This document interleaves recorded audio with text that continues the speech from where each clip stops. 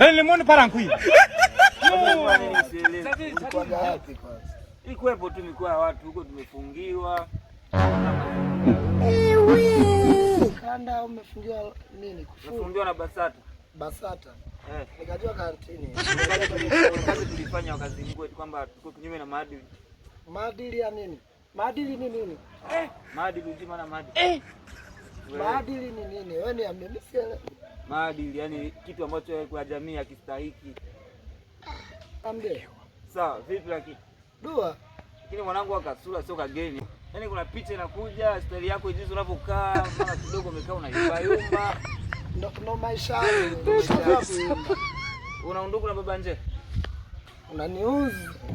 Sasa yule ndugu yako? Yule ni mjomba. Mjomba wako? Sema alishajipata tujue. Wallahi kishenzi. Yule ni mjomba wangu mimi. Mjomba wako? Akitoka mama mzazi.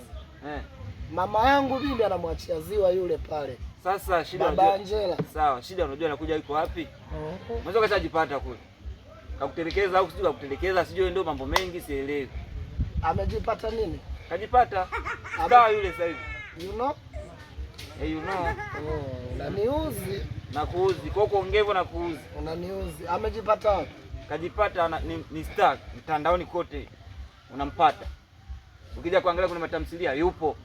Baba Angela ndio Baba Angela. Sasa wewe ulikuwa unanishauri nini labda? Yaani mimi nimfuate yule. Yule ni mjomba. Yule mjomba ana maisha yake na mimi na maisha yangu. Unajua wewe ndugu yangu.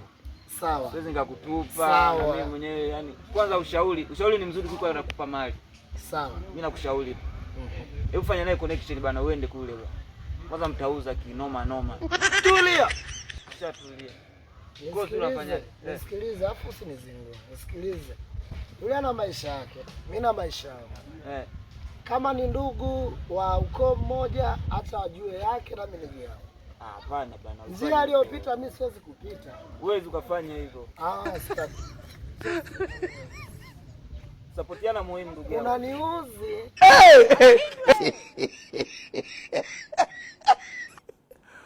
Aduh, bobo.